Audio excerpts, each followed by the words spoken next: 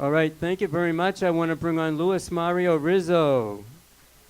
Here you go, Luis. Thank you so much, Jimmy. Big round of applause for this panel, ladies and gentlemen. Mark Zimmer, Mr. Tony Sigalis from We Got the Beats, Mr. Jimmy Perigny, and also Freddie Lopez. I am so happy to have you guys here. Thank you so much. I appreciate everything, okay? Is everybody ready for a historic moment? Now, this is definitely going down in history, ladies and gentlemen, because we have a panel to dream about. The next panel, we're going to be talking about, or they're going to be talking about the past, the present, and the future. Now, just think about this. We have Mr. Bill Kelly. Come on, let me hear you. Bill Kelly's in the house, ladies and gentlemen. We have another gentleman from South Florida. His name is Bo Crane. Now, huge. Wow, you're exactly right. We have next a gentleman who has so much history as well from RFC Records and TK Records and so many others. Mr. Ray Caviano, ladies and gentlemen. Well, the next gentleman is one of my favorite people as well. He is huge. I mean, I don't know if how many people remember. I mean, you go into Facebook, all the stories that he tells every day, they all make sense because he knows what he's talking about as well. And his name is John Luongo, ladies and gentlemen. Now, now that's what I'm talking about. This is probably the first time that this gentleman had been together for a long time. There's a lot of people here that have seen each other probably 38 years ago, and that's true. And probably we're going to see each other again because this is, you know, we're getting older. Things happen, you know. But I'm very honored to have them here this afternoon for you guys to please put your hands together and welcome Ray Caviano to the stage. He is also a board of directors of the Legends of Vinyl. Mr. John Luongo, please put your hands together for him, another board of directors of the Legends of Vinyl. Please, Mr. Bo Crane, can you please come forward? Please, come on, let's hear it. Yes, absolutely. And now your moderator for this afternoon, Mr. Bill Kelly, ladies and gentlemen. Now, just imagine what's going to happen. I mean, I'm a little scared about what's going to happen. Once I give this microphone to this gentleman, I don't know what's going to happen. What did he say? I know what's going to happen, you guys. So, anyways, there's going to be some Q&As. Get ready for that. This gentleman is going to take you back and forward and all of that kind of stuff. So, I'm going to shut up and I'm going to turn this microphone to Mr. Meade Kelly. Bill, it's an honor to give you this microphone to you. Thank you so much, Luis Mario. Let's hear it for Luis Mario, who put this together. What a wonderful thing he did. I want to thank Hunters. I want to thank our DJs tonight. I know we got Jelly Bean later. We have Luis Mario. And who else is spinning up there? Frank Core? I think Frank Core. Let's hear it for Frank Core tonight. Well, you know, as panels go, they can get pretty boring, right? Well, we're going to try to spice it up. We got like 60 years worth of combined, or more actually. I'm trying to be nice here. There were some questions that were brought up here, and first of all, what I'm going to do before I ask the questions from the panelists and actually open up the audience for discussion, because I think it's important that we get some questions from the audience as well. I'd like to take a moment, and these can take a little bit of time because people tend to like to give you a long discography, but I'm going to ask the panelists to do me a favor and give me their shortest accomplishments. I mean, as far as introducing themselves, a little bit of discography of maybe one of the panelists up here, because a lot of people here may not know who these people are, and the people that are want to know the accomplishments as well. So if you would kind of keep it down in the audience, I'm going to have a cocktail with you guys. Don't worry. I already had a couple, but I'm going to turn over to Bo Crane, and then if you don't go down the line and just actually introduce yourselves to the audience, let them know a little bit about yourself and your history, a brief biography, and then pass it to me at the end, and we'll start asking questions. Thanks, Bill. Can I buy you a drink later? My name is Bo Crane. I came down here many, many decades ago from New Jersey. I got a degree from the University of Miami, and I was interested in the music business, and I started out as a radio disc jockey. And when I left radio, I got involved in the clubs. And as a result of my relationship with all the radio record promoters, I had an entree to them. And as I got more and more accomplished as a disco DJ, they would give me records, and they would give me records to give to my fellow disc jockeys. So 5, 10, or whatever extra copies to give to these guys. And these guys, the other DJs, would come to my house all hours of the day and night to give it out, to get the records from me. So I decided to start a record pool patterned after 99 Prince Street, which I'd visited. So we started the Florida record pool, which was one of the first record pools in the country after 99 Prince. And as an adjunct to that, I started something called the Bo Crane Disco Report, which all the retailers used. And I kind of made my bones that way. And I continued to DJ, but eventually it morphed into running the pool, doing the Disco Report, and eventually I had my own label, and here I am. Hi, my name is John Luongo, and I've had kind of an interesting story. I started out in Boston, and I went to Northeastern University to get my degree as a civil engineer. I wanted to be an architect, but I couldn't get accepted into MIT. They had too many people. So I went into Northeastern, got a degree there, but as I was going through school the first year, me and some of my friends happened to walk around the city of Boston. We stumbled into this place called, downstairs was called the Bull and Finch Bar, which you'll see as Cheers. And upstairs was a club. It was a club, and there was nobody in there, just the disc jockey. He was spinning to no one. It was a judge's chamber, and I said, you know what, this looks like it'd be fun. I was thinking there'd be people there, of course, eventually. And I gave him my name and a matchbook, and I said, you know, if you ever need anybody, please have him call. And a week later, I get a phone call, Peter quit, and he said, you'd be the person for the job. I started spinning records in the club. I freaked out of my mind. It was a Monday, and I'm thinking, oh, God, when do you need me? Friday?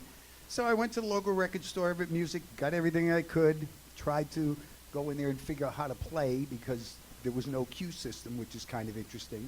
So it was a left turntable and a right turntable, and it was on, and that's it. So I would go in really early, go a quarter of a turn, find out where the first sound was, put a little mark on it, go back a quarter of a turn, and thank God there were QRK turntables, which were radio standard. So I go 1, 2, music. And then I'd know that it was playing. So as one song was playing, I'd have the other turntable up, play it a little bit loud, and that's how I got started. I eventually, when I graduated from school, I kept spinning records, and I went from the Townhouse, which that was called, to the Rhinoceros. And I remember, I'll never forget, I told my parents, I said, I go to school, I graduate, and I would work. And I did all three, and I broke the record putting up an 8-story, 175-unit apartment building, took a picture of it, gave it to them, and said, I do all those. I did, and I quit to spin records in a nightclub. So I went to work in the, and I never looked back. And from those humble beginnings, I started the Boston Record Pool, which was which I got the pleasure of meeting both Bo and Ray with over there. And Ray was great because Ray was always one of the best promotion people I ever made.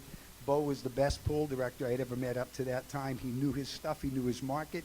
I saw DJs come in. He knew the name of every person. He welcomed them, and it was just great. So I went from that to a promotion company. The promotion company eventually started getting bigger and bigger. It became MK Promotions. I was mixing records by necessity because they gave me a record. They said, could you go and promote this? I said, no, it's just not that good. Speed it up a little bit, add some claps, add some percussion, and I think you could have something. So I took my home reel to reel, and on one track I recorded the song, slowed down, so when I played it at the right speed, it'd be bigger, it would be faster. And on the other track, I used a salt and pepper shaker, I used spoons, and myself clapping. I know it sounds sick, but I did it. And I said, this is to give you an idea. So they at Epic Records, they said, well, this sounds good, why don't you try it? I said, can't I get a break here? Can't anybody just take an idea I have and do it themselves? So I read the back of records, went to Media Sound in New York, ended up meeting a great engineer who was an assistant, Michael Barbiero, who went on to become a great engineer. Met a percussionist that Michael introduced me to, said, you got to meet Jimmy Mill, and he's played on Kiss. He's played with the Doobie Brothers. He's been on Roxy Music. Got him in. We went in the studio. Mixed You Stepped Into My Life by Melba Moore. Became a #1 song, and from that point, I never stopped. Let's put your hands together. John Luongo, listen. John, if somebody say like, John Luongo, what's his claim to fame? I know you just gave your whole discography, but tell the people where people in the industry know as John Luongo. Where did you play? Well, as far as my music? Yes, Oh, exactly. my God. I've worked on Dan Hartman, Vertigo, There you Relight go. My Fire. I have worked There on you go. That's what we want to hear. Jackie Moore, This Time Baby, Gonzalez. That's it. Patti LaBelle. Music, it's the music that You matters. know, Let's hear about it. Come on. And very, very fortunate to have done that. John gives us his humble beginnings, but we want to know, these are the big records we want to know about John Luongo. And, of course, Ray Caviano. I mean, come on. This is going to take 20 minutes.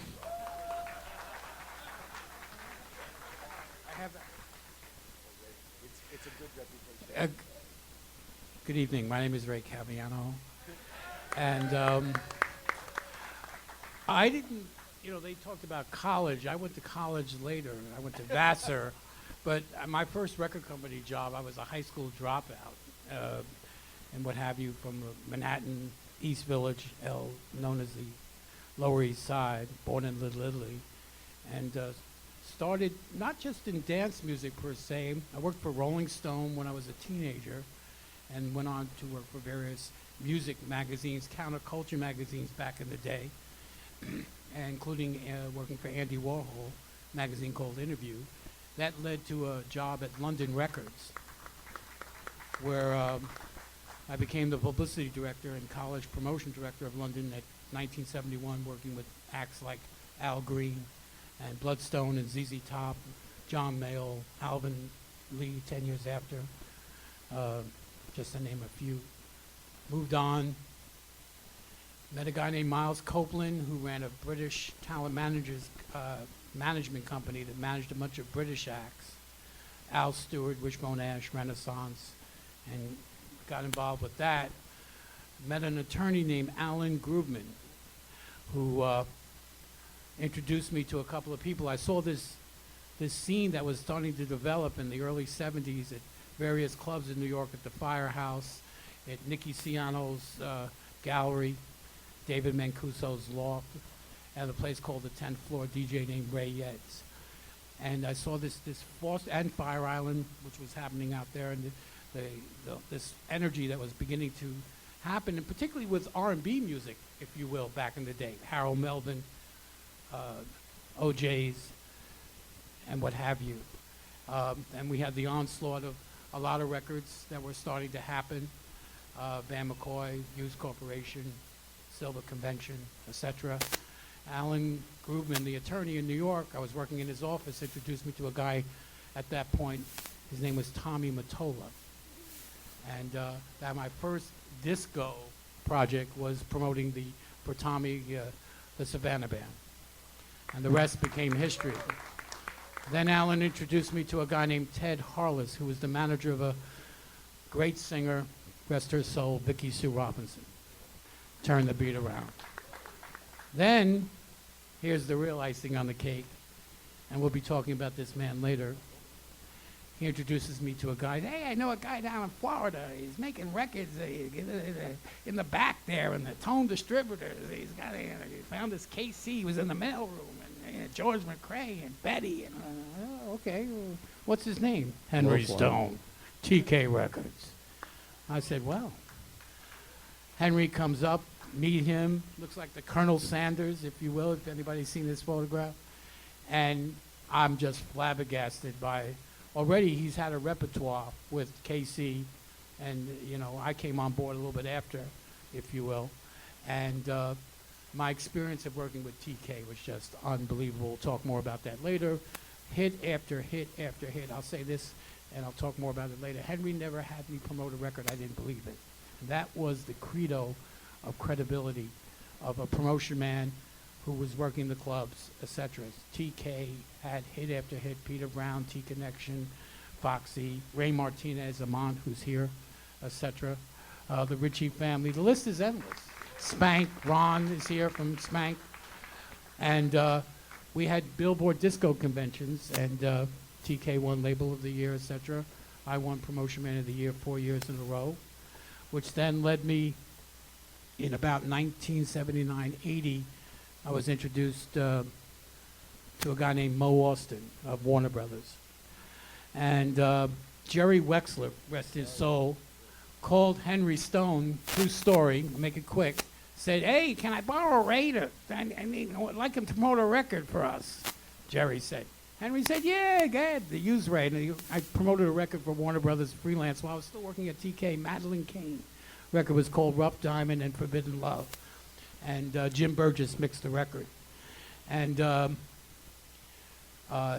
unbelievable. It went to #1, and that led to my relationship with Warner Brothers, running their dance music department, hit after hit, George Benson, Chaka Khan, Prince, etc., B-52s, Devo, and I had my own label, which was called RFC, which I just relaunched, by the way, put out D-Train recently, and have some other projects coming up. And needless to say, I was real excited about some of the records we put out on RFC, initially with Warner Brothers, which was Gino Socio and the Change album. And then I went on to work with Atlantic and various other labels. The rest becomes history, and the beat goes on. Thank you. There you go. There's a history roll into one. There's 3 of our panelists tonight. I do want to take a moment to acknowledge some really wonderful people in the house tonight. Tony T's here. We have Herbicide around. Say hello to Herbicide. He's a local favorite. John Bishop's here. Whoa, John Bishop. Let's say hi to John Bishop. Okay. Richard McVeigh from the Flamingo Record Pool. 13 years. He was ruling Miami along with Waggy T. You know, I have a whole series of questions here. I think what I'm going to do is I'm going to mix it up, how it is improv kind of thing here. I noticed, was listening to them talk, so I decided I might change up the questions a little bit and maybe open it to the audience later. But the first thing I'm going to ask from Bo Crane is, Bo Crane, you said that, you obviously were amazing when it came to not only your label, but promoting, especially to the mass audiences at radio level. We'd had a great rapport, record pool, everything really literally, when it came to exposure of music, was at the top of your game. But you were never a DJ. So I'm going to turn it around and ask you a question. If you were a DJ, let's say you were DJing. No, but I was a DJ. Oh, you were a DJ? Yes. Okay.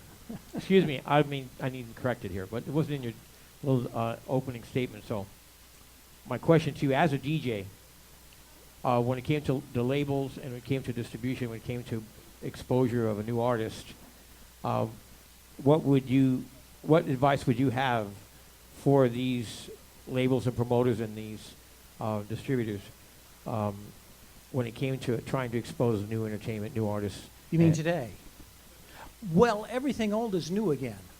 And part of the reason I'm here is, besides the gracious invitation from Louis and everyone, but the fact is that dance music is coming back in all different forms. And really, everything old is new again.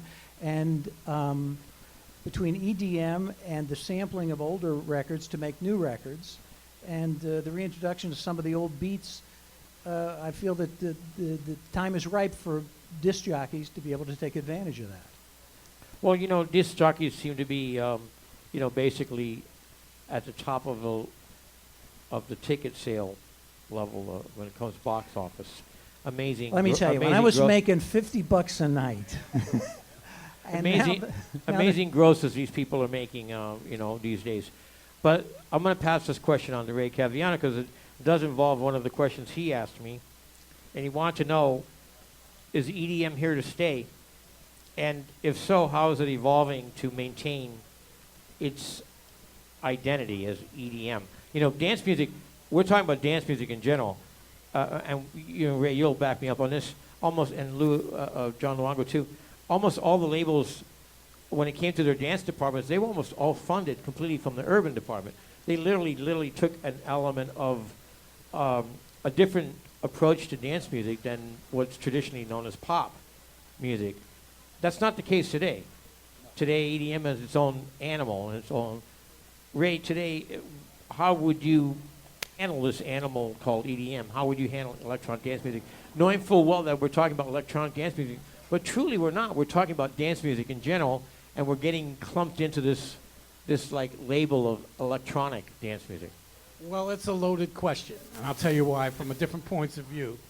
First of all, when I went to Warner Brothers, we were not funded by the urban department.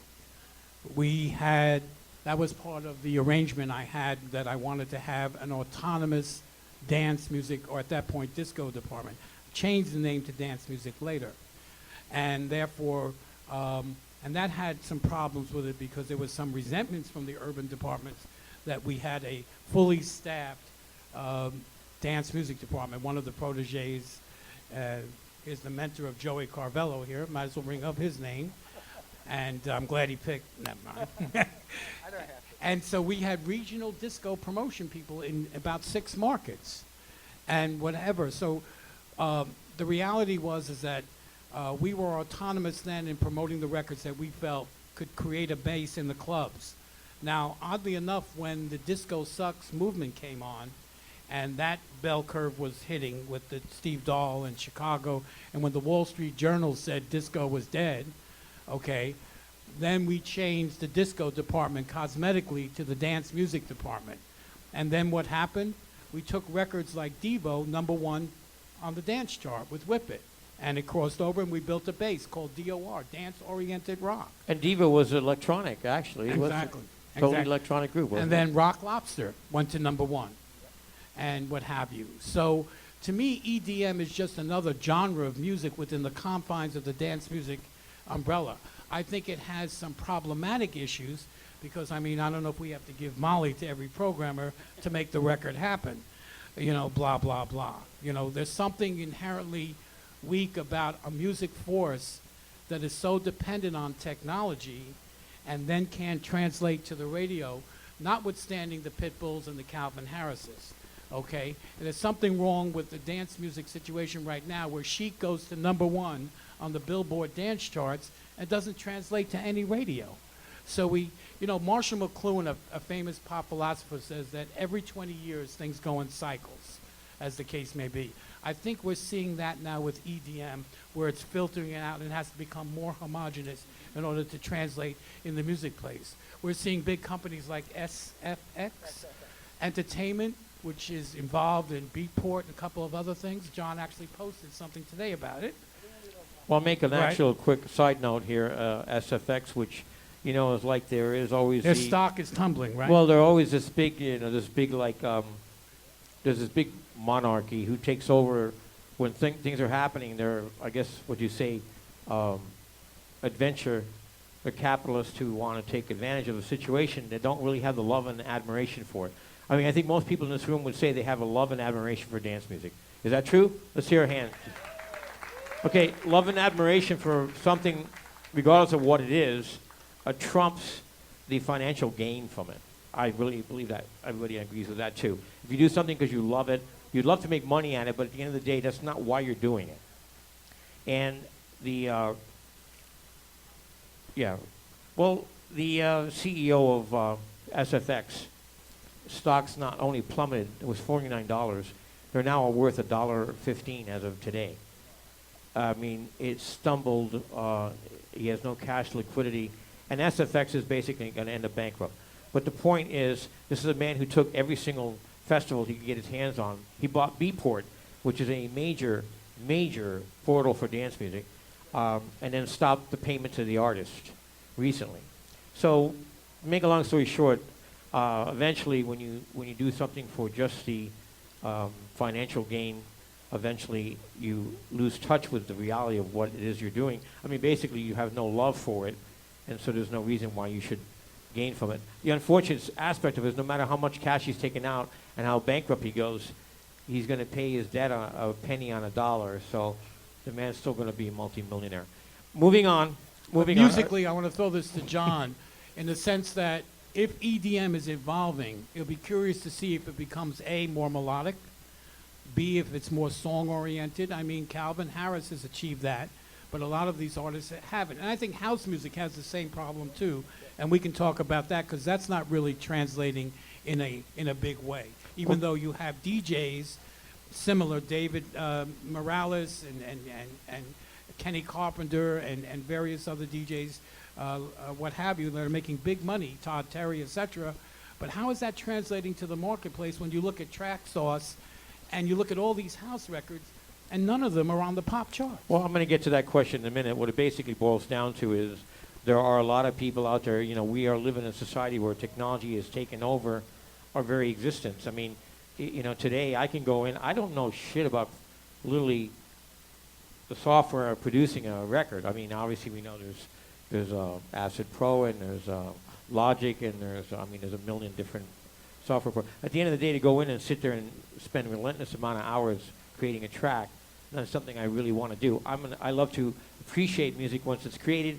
I definitely will embrace it. I will scream as loud as I can about it when I love it. But to sit down and listening to the same thing over and over and that's what people do. I mean, they create great, amazing pieces from doing that. But I want to move on to a question specifically for John Luongo, because you are a producer. You produce many, many, many tracks, many pop singles, by the way, big hits. So is there a movement of the so-called retro disco sound right now? Is there like a disco regeneration of the disco sound? I know there's something called new disco, and people are embracing old disco like it was new. Is there something regenerance of this sound? I think that is going to be a case right now. What I see, Bill, it's kind of interesting, and I watch this. I like, if you want to be in music and you want to be relevant, then you're forced to learn to love what you hate and hate what you love at some point in time. You have to understand what's going on today. If you do not understand the music of today and what the kids like and what people who maybe will cross over into their world like, you have no shot, because otherwise you're living in the past. You can't live in the past because you'll fail, but you can reflect on it and you can draw from it so that when you get into the game and you're relevant and contemporary and do your homework, you can win. Now, what I see going on, and I've been predicting this straight through. Ray knows, a loyal reader of my Facebook page, which has now become an artist page. For some reason, I mean, I don't know why I got elected. I'm the guy that's talking for the artist community. I say when Spotify's screwing them. I tell you why Pandora's like getting in their pockets, why Apple Music is doing wrong things, and I'm not afraid to speak up about it. And you think you have to, because you have to know it. But the one thing I pride myself with is knowing when a trend's coming. When I saw Blurred Lines, even though I said, oh, this is a rip-off of Marvin Gaye Part 14, I said, that's going to be a hit. This is coming back. I said that now orchestration will start coming back to music. Melody will come back, and Daft Punk came out with Niles just playing away, zip, going through it. Well, you know, Nile Rodgers, you know, he has a huge hit with I'll Be There. Absolutely. And the other thing that's interesting is the most played song of last year, with all of the Performing Rights Society, was Uptown Funk, which is 1973 all over again. Give me a break. Come on, do what you want. I love Bruno Mars. His creativity, the fire, and what he gave to the music community is fantastic. He is the wonderful thing for the future of our business, and I think that's great. But listen, I just got a notice that we only have 30 minutes left, so I want to move on, just get to some more questions here, if you don't mind. Go ahead. How many people out there used to buy music through Apple or Beatport or any portal? You used to pay 99 cents and buy something because you liked it. Okay. Now, how many of those same people today, including the people that didn't clap because they're probably in the realm I'm talking about, stream their music? They go to Spotify, they go to Pandora, they go to... Anybody? Never. Who said never? Never. Never. Remember, why don't you ever go and... Everybody's streaming. You're not streaming? How come? I just love my vinyl and my CDs. Okay. You know what? I should have thought about this. What the hell is wrong with me? It's Legends of Vinyl. What are we talking about? We're like trying to be front and center with something that is, that, you know, is still very prominent today. I mean, it's like a dinosaur today, one of our, four of us up here, but we're still in the forefront of things. Vinyl is making a resurgence, right? Everybody says vinyl is coming back again. Well, if you don't mind me throwing a little bit of, I guess it's called scientific insertion. Basically, vinyl is a wave file. It's an analog sound that goes all the way down, which we do like, by the way, and all the way up, which we also like. And that's what it's called, a wave file. Today, when you have an MP3 and you get all digital on us, you know, you can put your digital thing on my face and it's not going to matter because it's not the whole thing. I want the whole thing. We're hunters. What the hell? An MP3 is just like, it's not the full range sound. And although people don't understand, you don't hear it. You don't necessarily hear the whole range sound. You know, we're humans. You know, we're not subterranean creatures, or we're not, you know, from outer space yet. So we don't really hear all of those sounds. But you know what we do? We feel them. And when you play a wave sound and you play a sub-bass sound that is in a digital form, you don't feel it. When you play a record, when you play vinyl from a stylus, a digital diamond stylus, that's a sub-bass sound you're going to feel. Right? How many people know what I'm talking about? So that, I guess, is going to make me go fast forward to the next question, which has to do with vinyl, by the way. Is vinyl making a real comeback? And I'm just going to ask all three of them. So if you want to start with Bo Crane and come all the way down. It's making such a comeback that I have a studio that I go to once a week with my 2-inch tapes from my catalog. The studio is run by a guy named DJ La Spam, Andrew Yeomanson, the Spam All-Stars. Once a week I go there and we're digitizing the 2-inch tapes and putting them on a 2-inch reel and digitizing them in order to remix them and put them out again on vinyl. So I'm going to be reissuing a part of my catalog on vinyl because there's such a demand for it. I want something you said, Bill, wherever you are. I don't know, but okay. I was talking to the X-Man. I want to give you one quick story, and then I'm going to make a comment. I went to Mark Levinson makes the best mastering equipment in the world. He's a gentleman. He's a fanatic. He's crazy. And mastering equipment is the final stage in making a record. When you put the entire 2 tracks through a process and you do the coloration of it, you give it warmth and everything. He said, listen to this. He invited me to his studio. This was 5 years ago. He said, I want to show you the difference between vinyl, analog, and digital. I said, okay. So he played a song. He said, hold your hand out. I did. And he tried to push it down. He was playing it on a CD, and my hand went right down. He played the same song on vinyl. He could not push my hand down.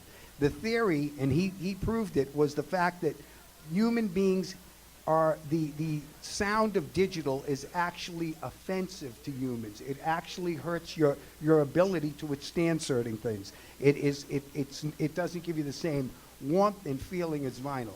Now, is vinyl coming back?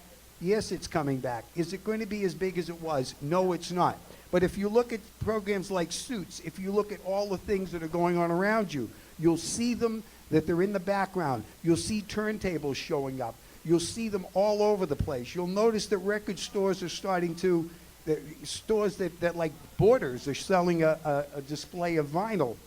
And that's because people like to know that they can pick up something that's a little bigger than this, hold it, look at it. When you pull out the vinyl and you put it on, that's an experience. It makes you feel good. You feel like it's the lead up. It's almost like the appetizer to the dinner. And so Ray, I feel it's going to continue. Ray, would you like to chime in on vinyl? Well, I agree with John. I don't think it's coming back, but not to the extent that we remember it. for a couple of reasons. One, fundamentally, the majors have to get behind it to make it a reality, unfortunately, even though independents may do it. Who did S-Beat? Yeah, Who did S-Beat? Gino Socio. Thank you. And the problem is with the coming back of vinyl, which I think is it is making a comeback and almost on a connoisseur type level, if you will. Right, exactly. But we don't have the two issues that we have with the problem of vinyl coming back as we do with CDs even. We don't have the infrastructure to support the selling of vinyl, Okay, there we go. period. Not that we're ending this whole thing. And we What don't we're have gonna enough do is- and we don't have enough record plants. We're going to turn around since all these people we hear them talking. We figure they have a question they want to ask, right? So you go right to the people who are talking and go, do you have a question you would like to ask of our panel? Oh my goodness. Put me on the spot, why don't you? Actually, pursuant to what you're saying about EDM, do you feel there's any actual original music coming out today that 10, 20 years ago, from now rather, just as the music that you all promoted in the public, back in the day, do you think people remember any of this? That's a good question. John, put Yeah, that, I put, think they put do that it- down. Put that down. No.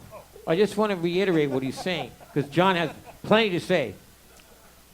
Do you think that today the EDM sound and the songs we hear today will resonate just like the classics of the 70s and 80s and 90s have? Okay, John. Oh, if you're gonna throw in a trick question, that's fine. At the moment, no. I have to agree that because remember, in the music that came out 70s, 80s, 90s, the key was, I remember when I went in the studio, I said, you know what? I always did this. I said, I want to make sure that you can hear every word that vocalist is singing. I want to hear it. I want to feel it. The music supported the vocalist.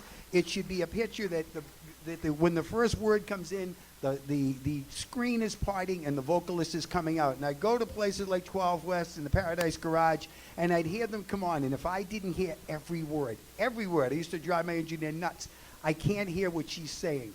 I wanted to hear Jackie Moore sing because she was singing and she was emoting a feeling to me. And I wanted the audience Time to feel Baby. that. Exactly. On This Time Baby. And today, they don't have that right now. They have the music. They have the technology. They're able to go in the studio and they rely on things, the drops. They rely on a drop and, God bless Dead Mousies and Skrillex. I mean, what they did is Edgar Winter. It's Frankenstein, part 14.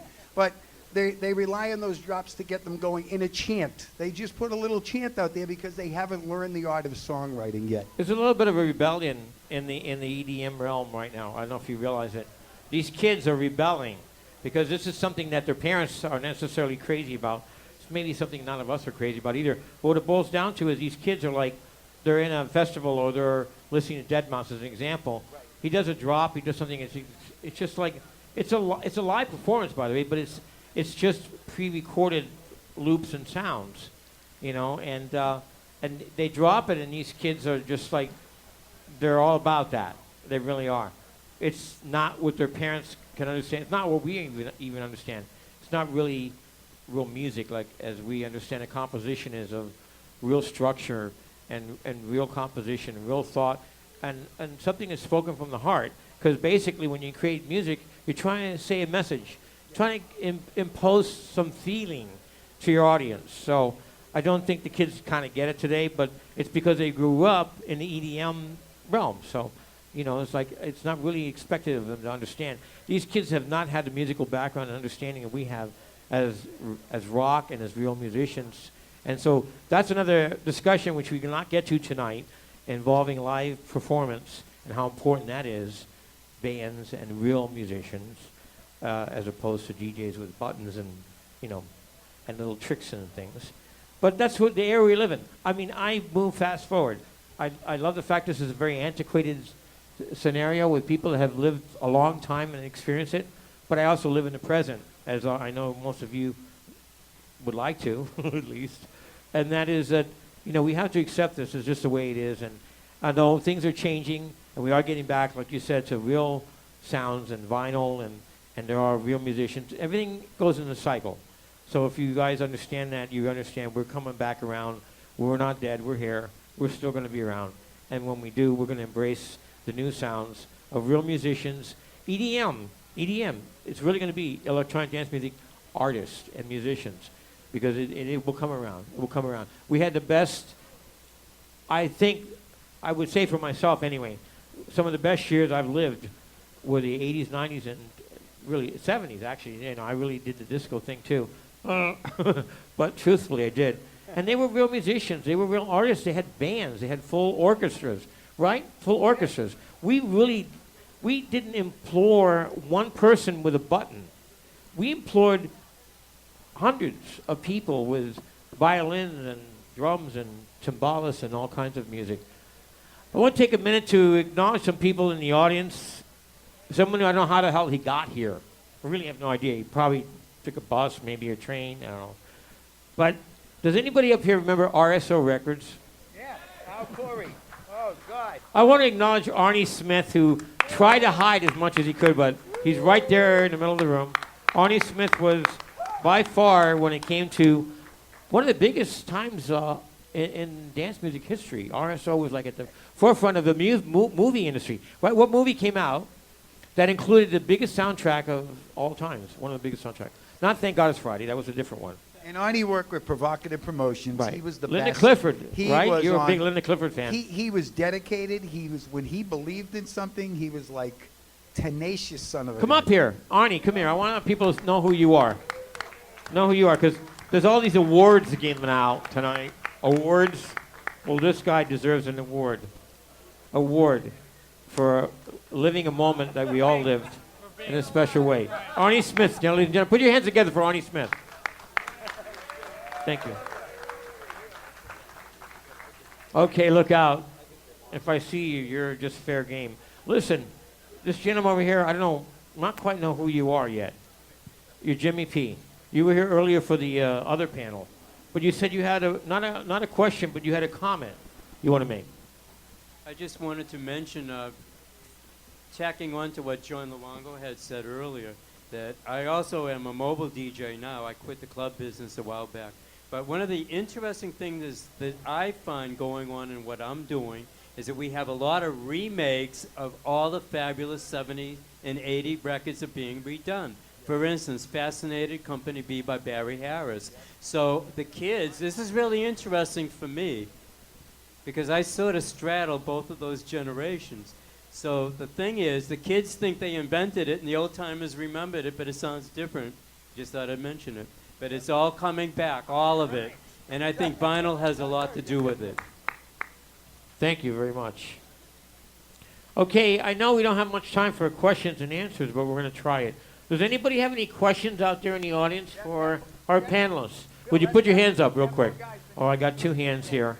I'm going to go right to you first because I know you. Hey, Bill.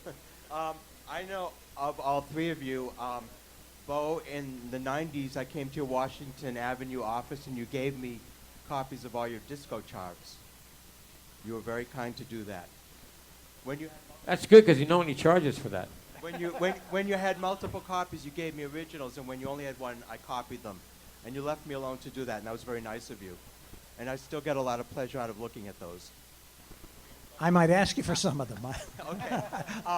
And John, we talk on the phone sometimes, and I came to see you at Whimsy's 38 years ago in Boston. And I guess my question's for Ray. Why didn't Janice McClain, I have two questions, if I could. Why didn't Janice McClain have an album? Smack dab in the middle? There you go, smack dab in the middle. Why did we not have smack dab in the middle album? Well, I think at that particular point, we didn't really exercise the option, even though the record did well in the clubs. It didn't really have, actually it wound up being bigger as an underground record later. I've had a couple of records do that were okay at the time and did well in the clubs, but it didn't really cross over. Turntable hits, and it was all, I had a record Lace on RFC Atlantic, Can't Play Around. It's bigger, it got bigger later. And likewise, Janice McClain, which was remixed by Larry Levan, at the time did well. 50,000 copies as a 12-inch. There wasn't really enough traction there for us to go for an album. Now, you look back at it historically, both Lace and Janice McClain and a couple other records, Jimmy Ross, First True Love Affair, etc., Some of these records turned out to be bigger later on because they were very progressive underground records. And my history, generally speaking, unlike some of the other disco labels, a lot of my records did radio crossover, and that's where the big numbers were. Speaking of crossover, Yes. what are these things down here? Would you just explain to the audience? He's got some secret tools down here. What is that? We got that over there. We got this. I think we're going to have a party afterwards. Are you guys ready for a party later? In the meantime, there is another question. I saw somebody over here had a question. Okay. What do you have? What kind of question you have? Actually, I have two. I'm glad you mentioned live acts and live music because my first question is, what advice does the panel have for a boy band becoming known and making it in today's environment? Boy band. Oh boy, we're in a gay bar. Let's talk about this. I want to know, in this day and age, can a boy band like really, can we have a startup of a boy band? Anyone interested on the panel here? Look at it as a former very active label owner, the price of entry into the radio stations and into the charts now is so high that anybody can start a boy band as long as they have $5 million. That's all you need. Well, you do have something known as a social media image. I mean, these guys are going to be sexy as hell. But I can tell you right now, if they're not sexy as hell, it's not going to make it. you know, everybody talks about all this wonderful opportunity. Oh, you got Facebook, you got social media, you got this. Oh, forget. Please stop. I mean, it's great. You should use them all, but they don't have enough. None of them give you enough traction to make anything happen. The way you see boy bands, One Direction, Simon Cowell puts them on his show, puts all his money behind them for years, uses every connection he can to get them on a tour. Because if you don't get people in front of people, they're not going to be able to develop. If you don't pay radio, they're not going to be able to develop. As much as people want to say that there's an organic aspect to developing a band, it is more payoff than ever before right now. It is really difficult. Not to say you should stop, because you should always try, but it is really an overwhelming task. Thank you, John. Does anybody else have any questions? I think there was another question from another participant in the audience. No? No hands here? You have a question? Oh, let's make it up. Come on. Hi. My name is Tony. I don't know if you saw the first panel. I own We Got the Beats record store. It's a dance music store here in Fort Lauderdale. Love you guys. I have a ton of John Luongo Office remixes in there and everything. I agree about the EDM. I have a love-hate relationship with that. I'm tired of hearing what sounds like little girls whispering over a track like they don't care very much about what they're saying. I miss my big belting divas, you know. So my question is, I went to the NARM conference in May, and I asked this question at an EDM session, and I want to see what you guys say because I was surprised with the answer I got. Do you think that this mainstream acceptance of dance music is because the millennials have a destigmatized view of the gay and black culture that propelled dance music back in the 70s and 80s and so forth? Or do you think it's being stripped out completely and they're starting over without us? Well, that's a very, very... I think it's a very... extremely... Hold on. Well, hold on. that's a I heavy just had a few question. cocktails. Yeah, and I let me think tell I you need to something. Let me tell you something. How to wrap my head around that question. Yeah. You see, that's a combination sociological, philosophical, and dare I say, with the NARM panel, political. Physiological, maybe? That too. First of all, I don't think it's a response to what happened in the 70s and 80s and into creeping forward with house music, with other clubs like Junior Vasquez and all those people, Frankie Knuckles. I don't think that's a retort to the gay disco scene, if you will, for lack of a better term.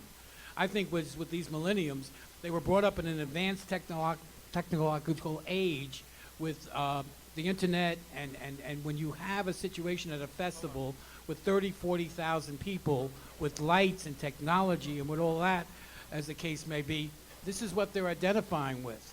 It's not that they don't like Lolita Holloway or Voyage or maybe the first EDM artist of all time, Giorgio Moroder. So I don't think in fact, we are going to come around full circle. I think water is going to seek its own level, and therefore you're going to have a new beginning, if you will, a renaissance of melodies and music that's going to incorporate a lot, just like Neo and Pitbull has just done, what have you. But I don't think it's a response as a backlash to the scene that you're talking about. I think technology took a front seat, and when you're sitting with 50,000 people in a light show that's just unbelievable, and 90% of them on ecstasy, well, that's hard to compete with. They're not thinking of the What's old ecstasy? days at the garage. They What's don't even ecstasy? know who a Larry Levan is. I don't know what Right? ecstasy is. What's ecstasy? Anyone know what ecstasy is? Anyway. Listen, we've already covered the gamut of this answer. I want to move on because we don't have much time. And as you know, it is like somebody's going to come in here and take over this shit real quick. I want to give special acknowledgement to certain people in the house. If anybody here in Fort Lauderdale remembers Backstreet, hey! Guess what? We have I think it's almost what is it? Wax museum thing? We got. It's the real thing though. It's not a wax thing. Over there in the corner, Bob Miro. Say hi to Bob. He was a shit. He still is a shit. Anyway, we also have on the modern day tip. We have a modern day tip. You know, like we try to keep it current, right? We have Bill James. Bill James in the house. Let's have it for Bill James. Oh, Lydia. Lydia has been my Puerto Rican sister from another mother.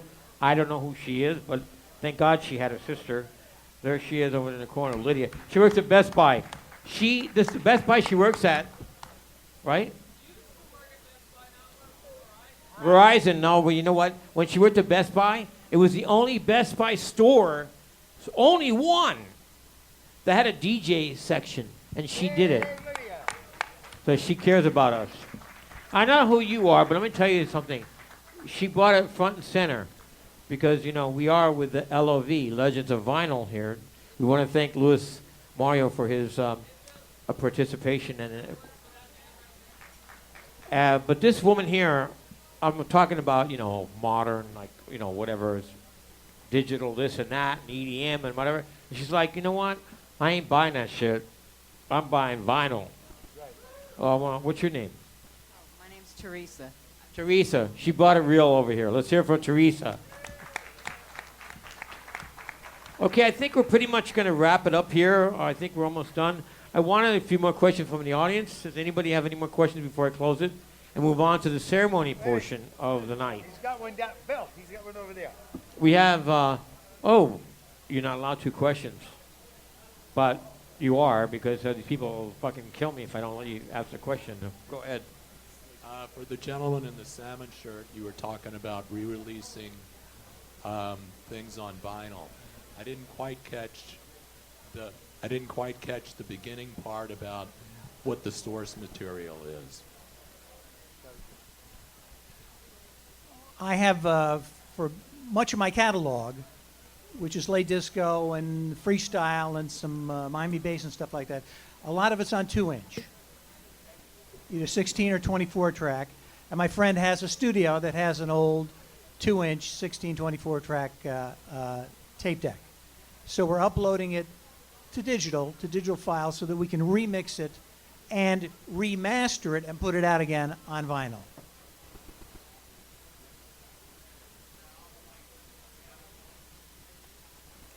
It should, by the time we get through with it. Ladies and gentlemen, would you put your hands together tonight for the panel, past, present, and future of the music industry? I hope we answered your questions. We had a wonderful time doing it.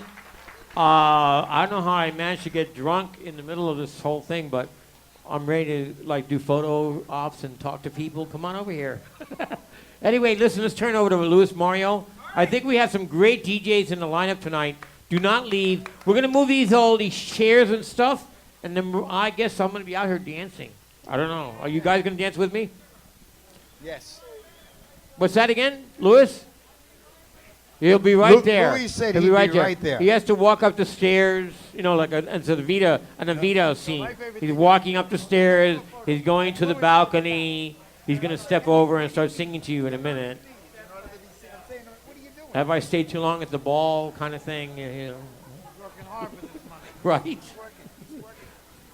Have I said too much? Yes, I have. Okay, then. Let's hear for Jonathan, our bartender. Come on. Give this guy some tips. I'm going to marry this man. I never was going to marry anyone, but, you know, I like the bartender a lot, so. I figured, well, I don't go into gay bars that often, honestly. I know you guys are talking, yes, he does. No, I don't. But if I did, Jonathan would be my bartender. I'm not getting in this picture because I'm not worthy of this picture. I don't even have a nightclub in my house. And okay, wait, let me get down. Let me get down. Down. Look, he's getting down and funky. How great is this? Bill Kelly at his primal best. Yeah. Come on in the back. Well, was that wonderful or what? Come on, let me hear you guys. Woo! John Luongo, Bill Kelly, Ray Caviano, Bob Crane. Holy moly. All right, right now, I would like to get all of this stuff out of here. We got to move this table and everything else.